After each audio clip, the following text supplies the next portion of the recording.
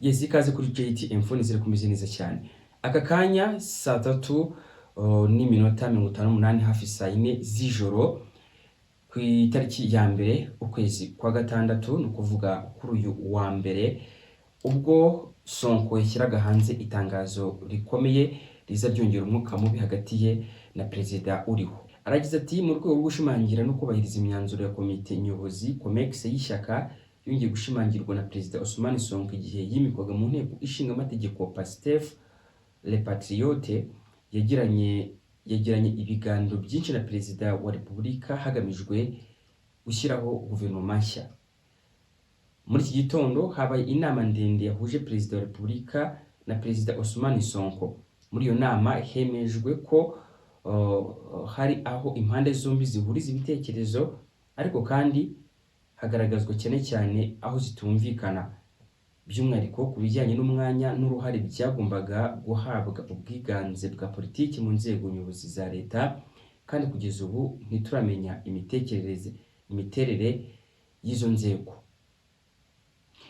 Ati nyuma y'inama yo gusuzuma ibyavuye muri ibyo biganiro hamwe n'inzego z'ishyaka, perezida wa Repubulika yashyikirijwe izindi nama n'ibyifuzo bishya, ariko ntibyahawe igisubizo cyiza. Kubera iyo mpamvu PASTEF ntizitabira guverinoma itaha, kandi nta muyobozi cyangwa se umuminisitiri uzayihagararira muri iyo guverinoma. Tuzagaruka kuri iki gitekerezo, kuri iki kibazo mu buryo burambuye, kandi dutange andi makuru arambuye. Asoza agira ati twifurije itsinda rishya rya guverinoma kuzagera ku ntego zaryo no kugira intsinzi mu nshingano rigiye gukora. Ahangaha birumvikana ibingibi nibyo yaganiriye na perezida wamwirukanye ku buminisitiri bw'intebe. Ikindi kandi akaba perezida wahawe amahirwe nawe ubwe ubwo yarafunze, avuga ati nibamutore kubera ko ntatandukanye nanjye, bikaza kurangira abari inshuti babaye abanzi cyangwa se abantu bahanganye. Nyuma y'uko yirukanwe kuri minisitiri w'intebe, perezida Faye yahise ashyiraho undi minisitiri w'intebe ari witwa Ahmadi Ali Aminu Lo. Uwo Ali Aminu Lo cyangwa se uwo Lo akaba noneho yatangaje abagize guverinoma cyangwa se abandi baminisitiri bazi nyuma ye nyine bagera kuri 30. Ikintu cyabaye ikibazo gisa nkaho cyatumye byongera kugarukaho cyane n'ibinyamakuru bitandukanye byagiye byandikaho na Reuters n'ibindi bitandukanye, nuko mu baminisitiri baje harimo n'uwitwa Sheikh Diba cyangwa se Sheikh Diba, akaba ari minisitiri wa finance cyangwa se minisitiri w'umutungo, minisitiri w'imari. Akaba yaragiranye ibibazo n'uyu nguyu Ousmane Sonko, cyangwa se akaba yari mu bantu Ousmane Sonko batumvikana, kubera ko we yumva ko agomba kugirana ibiganiro na IMF cyangwa se International Monetary Fund, cy'ikigega mpuzamahanga cy'imari, kijaganira na Senegal kugira ngo baganire kuba bakongera bakabaguriza. Wibuke yuko Senegal kugeza ubu ngubu iki kigega cy'imari cyafrizinze cyangwa se cyahagaritse umushinga cyari gifite, cyangwa se amafaranga cyagombaga guha igihugu cya Senegal agera kuri miliyari 1,800,000, kubera impamvu yuko hari imyenda yahishwe na guverinoma yabanje Macky Sall. Iyo myenda itarigeze yishyurwa, ikindi kandi ikanagirwa ibanga, bikaza kurangira ivumbuwe, bityo IMF ifatira ibihano byo kutazongera kuyiguriza. Ese ni ukubera iki? Ushobora kwibaza uti ni ukubera iki Sonko yamagana imikoranire hagati y'igihugu cya Senegal na IMF? Ikibazo gikomeye cyane ni uko iyo za IMF na World Bank zikugurije amafaranga uri igihugu, cyangwa se zigurisha igihugu amafaranga, zigiha kondisiyo, zigiha amabwiriza kigomba kugenderaho kugira ngo kibe cyabasha kubona izo nguzanyo. Ari n'amabwiriza rero, aho kugira ngo ashobore kuba yatuma icyo gihugu kigeraho kigera, ahubwo iyo urebye neza usanga agisubiza inyuma. Reka nkubwire amabwiriza byibura n'amabwiriza agera kuri 5 niyo naguteguriye. Ibwirizwa rya mbere barababwira bati mugabanye amafaranga leta ikoresha, cyangwa se to reduce government spending. Iyo bavuze ngo icyo biba bishatse kuvuga ngo leta igomba isabwa kuba yagabanya amafaranga ikoresha, haba mu kugabanya imishahara ya leta y'abakozi ba leta, kugabanya imishinga leta ikora no kugabanya cyangwa se guhagarika gutanga akazi ku bakozi bashya. Mu by'ukuri leta iramutse ishaka kuba yakorganiza ubukungu, ni ahubwo ikwiye kuba yagira imishinga mishya igira kugira ngo iyo mishinga izabyare inyungu. Ariko leta babwira ati murahita muhagarika iki? Imishinga. Turabaha amafaranga nibyo, ariko murahagarika imishinga cyangwa se munayigabanye cyane aho kugira ngo muyongere. Icya kabiri, ubwo impamvu IMF bitanga bivuga ngo igihugu gikoresha amafaranga menshi arenze yo cyinjiza, bituma kitashobora kugira gute kuzishyura amafaranga cyagurijwe. Birumvikana ku rundi ruhande, ariko nanone ku rundi ruhande birumvikana ko bishobora kuba byakwangiza ubukungu mu buryo bumwe cyangwa se ubundi. Kandi ntekereza ko ubundi umunamutse akugurije amafaranga agomba gukurikira uburenganzira bwawe ukayakoresha icyo ushaka cyangwa se icyo ubona cyabyara inyungu. Icy'ingenzi ni uko uzayagarura. Icya kabiri, indi kondisiyo ya kabiri ni ukugabanya inkunga leta itanga ku bicuruzwa cyangwa se serivisi. Ubwo inkunga ni nkunganire nyine, birumvikana ibizwi mu rurimi rw'icyongereza nka subsidies. Ni nko kuko bikomoka kuri peteroli, lisansi, za mazutu, usanga wenda niba yahenze mu Rwanda n'urugero wenda turi kuyigura ku 2,000, twakabaye tuyigura ku 2,250. Ugasanga leta yashyizemo 500 ya nkunganire. Ahangaha rero batavuga bati wapi, ntabwo dushaka ko mushyiramo nkunganire, mugomba kugira gute kuyihagarika kugira ngo mutabura amafaranga yo kuzatwishyura. Ibyo bituma abaturage bo ku rwego rwo hasi bakomeza kunegekara. Ikindi leta isabwa kugabanyiriza nkunganire ni mu mashanyarazi. Buriya amashanyarazi tubona dukoresha nk'abaturage, usanga leta yagiye ishyiramo nkunganire yayo kugira ngo abaturage babashe kuba bayafodinga. Ikindi, ibaze ko leta bayinayibwira ngo mugomba kugabanya nkunganire ku biribwa, bivuze ngo umuturage wo hasi azagura ibiribwa bigize gute bimuhenze. Leta isabwa kugabanya nkunganire ku bigendanye n'ubuhinzi.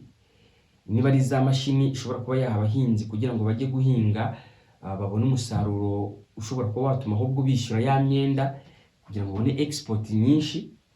Birangira bababwiye bati ntabwo mwemerewe gushyira nkunganire mu buhinzi, ntabwo mugomba gushyira nkunganire mu biribwa, ntabwo mugomba gushyira nkunganire mu bworozi. Mugomba kubihagarika cyangwa se mukabigabanya ku rwego rwo hejuru. Ibyo byose rero bituma ahubwo leta kugira ngo ikomeze gutera imbere, ibone uko yishyura ya myenda, ikomeza kuyibamo ahubwo kubera iki bayishyize mu mutego w'iyo myenda. Ikindi leta isabwa iyo yamaze kuguza amafaranga muri IMF, cyane cyane nyine leta ziba zatangiye kunyura zigira ibibazo by'imari nk'uku nguku, isabwa kongera imisoro cyangwa se raising taxes, ku buryo niba mwari musanzwe mwenda musora nka 20%, murasora nka 30%. TVA iriyongera, imisoro ku mishahara ikiyongera, imisoro ku bicuruzwa byinshi ikiyongera, cyangwa se noneho bakongera n'indi misoro ku bindi bicuruzwa bitari bifite imisoro. Ikindi kintu cya kane, IMF cyangwa se World Bank bisaba igihugu cyafashe imyenda, cyane cyane igifite ibibazo by'ubukungu, ni ugukora ikintu cyitwa privatization cyangwa se kwegurira ibigo bya leta abikorera. Ikintu biba bishatse kuvuga ibigo by'amashanyarazi, ibigo by'indege cyangwa se ibigo bya sosiyete z'indege, ibigo by'itumanaho byari biri mu maboko ya leta bigomba kujya mu maboko y'abikorera. Icyo bishatse kuvuga ngo babandi bafite ubushobozi bwo kuba babigenga bahita baza bakabigura. Ugasanga nta n'uzasanga nk'ibigo byo mu mahanga, za company zo mu Burayi, kuko arizo ziba zifite n'amafaranga menshi, zirazitanze amadolari menshi kugira ngo leta zitange ibyo ngibyo zari zitunze cyangwa se za managingaga bijye mu maboko y'abo bikorera. Hano uzasanga bajya bavuga ngo igihugu gisa nk'icyagurishijwe kubera ko buri kintu cyose kiri mu maboko y'abikorera. Akenshi na kenshi usanga atari nabo imbere mu gihugu, ahubwo ari abo hanze. Ahangaha IMF bivuga iti ibitanga motifu cyangwa se impamvu ivuga ko iyo leta igurishije ibyo yari itunze bituma ibona amafaranga ishobora kuzishyura imyenda yagurishwe. Niba ari ikigo cy'indege cyangwa se ikigo nyine cy'indege, nibyo cyari gisanzwe cyinjiza amafaranga leta, cyari gisanzwe gica amafaranga abaturage mu buryo bumwe cyangwa se ubundi, bikaza kurangira kigiye mu maboko y'abikorera. Bazaca amafaranga abaturage bashaka cyangwa se bashobora kuzuriza ibiciro, n'amashanyarazi nuko nko bigenda, n'ibindi bigo bitandukanye. Ahangaha ni kondisiyo ikomeye cyane ishobora gutuma igihugu kijya ahantu habi kugira ngo kigire gute kibashe kuba cyakemura ibibazo gifite. Ibyo byagiye biba muri za Nigeria n'ahandi n'ibindi bihugu bigiye bitandukanye. Ikindi kintu cya gatanu nacyo cya nyuma mu cyo twaguteguriye kigenwa cyangwa se gitangwa nk'amabwiriza ni ukugenzura icyuho cy'ingengo y'imari cyangwa se budget deficit. Icyuho cy'ingengo y'imari nka kwa kundi leta y'igihugu runaka iba ishobora kuzakoresha wenda nka triliyoni nk'ebyiri z'amadolari igasanga ifite triliyoni imwe n'igice. Ni ukuvuga ngo ifite deficit cyangwa se icyuho cya miliyoni 500. Izo miliyoni 500 ni nk'aho bavuga ngo ni 25%. Icyo gihe ayo mafaranga bagomba gushaka ahantu azava, ubwo ni mu madeni cyangwa se n'ahandi sinzi hariho. Ubwo urumva ahantu amafaranga aba yavuye ni muri taxes, amafaranga abaturage basoze. So igihugu rero cyabujije gisabwa kugira ngo kigabanye amafaranga arenga kuyo abaturage baba basoze kwizakoreshwa ku ngengo y'imari, kubera ko ntahandi hantu kizagira gute kizakora amafaranga. Ibyo rero bari bibi cyane. Kubera iki? Kubera ko bizatuma imishinga imwe n'imwe ihagarara, imishahara igabanuke, kandi usange ni handi igihugu kigiye kujya muri ya kondisiyo yo gusora cyane. Abaturage bari gusora cyane kandi ntibabona ishoramari bihagije na za nkunganire za leta. Abaturage rero bagira gute? Batangira kubihangayikiramo. Igihugu gasanga gitangiye guhura n'imyigaragambyo hato na hato. Abaturage bari kubona izamuka ry'ibiciro, abaturage babayeho nabi, bagatangira kwigaragambya. Iyo batangiye kwigaragambya, iza leta zo hanze cyangwa se za international community n'ibihugu bikunze kuza mu buryo bwamatse ibihugu, ugasanga bitangiye kuza bishyira igitutu kuri ibyo bihugu, kuri izo leta, bikazisaba ibyo bishaka, kubera ko izo leta ziri kubona ko zagirijwe n'abaturage babayeho nabi n'imyenda ikomeje kubarembya, zikemera gukora ibyo bihugu byamatse ibihugu bishaka. Ngayo nguko rero nuko kuba bimeze, handi uzasanga igihugu kinaze mu myenda cyangwa kinaze mu mutego w'amadeni kitazigera kigira gute gisohokamo. Ibyo ngibyo rero nibyo Sonko ari kurwanya, ariko Diomaye Faye ntabwo abyumva. Ngayo nguko rero wakoze cyane kuri icyo kiganiro. Ni Legend Tumukunde, komeza ugubwe neza ukurikirana ibiganiro bitandukanye by'ubutaha tugenda tugutegurira.